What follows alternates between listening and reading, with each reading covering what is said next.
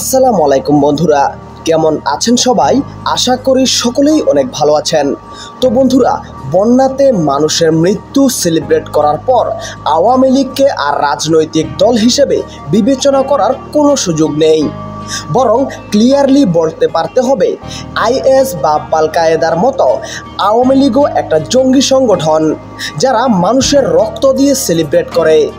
আসলে জঙ্গি সংগঠন বলতে আমরা কি বুঝি?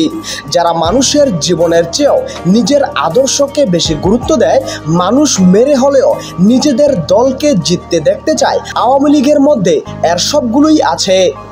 এক, বন্যায় গর্ভবতী মহিলা ডুবে মারা গেছে, বাচ্চা মারা যাচ্ছে, আর এরা ওইটা সেলিব্রেট করে আনন্দ করতেছে। পিওর সাইকোপ্যাথিক আচরণ। দ্বিতীয়ত, এদের হাতে আর্মস আছে এবং এরা দলীয়ভাবে বসে মানুষের উপর গুলি করার সিদ্ধান্ত নিয়ে গুলি চালিয়েছে। গুলি করা কোনো বিচ্ছিন্ন ঘটনা ছিল না। তিন, এরা মুজিব আর হাসিনাকে প্রফেট ভাবে, মসিয়া ভাবে, অনেকটা ওই আইএসের মতোই।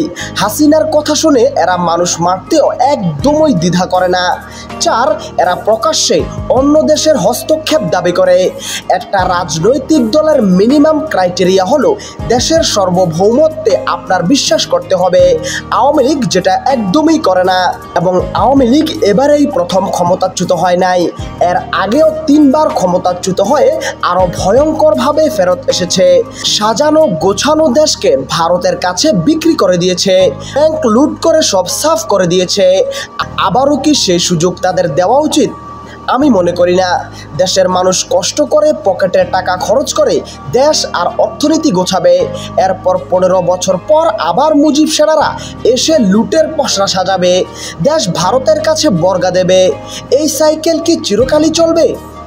আওয়ামী লীগ যদি এত কিছুর পরেও রাজনীতি করার সুযোগ পায়, তাহলে আল কায়েদা কি দোষ করেছে? জঙ্গি নিষিদ্ধ হলে এসব জঙ্গি তো নিষিদ্ধ হওয়া উচিত।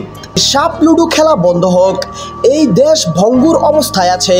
এই দেশ গড়তে এই দেশের সাধারণ মানুষ ত্যাগ করতেও প্রস্তুত আছে, বাট একটা সাজানো গোছানো দেশ আমরা আওয়ামী লীগের ভবিষ্যতে খাওয়ার জন্য একদমই বানাতে রাজি নই।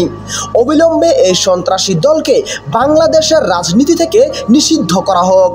বাংলাদেশে ভারতের সবচেয়ে বড় প্রোডাক্টের নামই হচ্ছে আওয়ামী লীগ।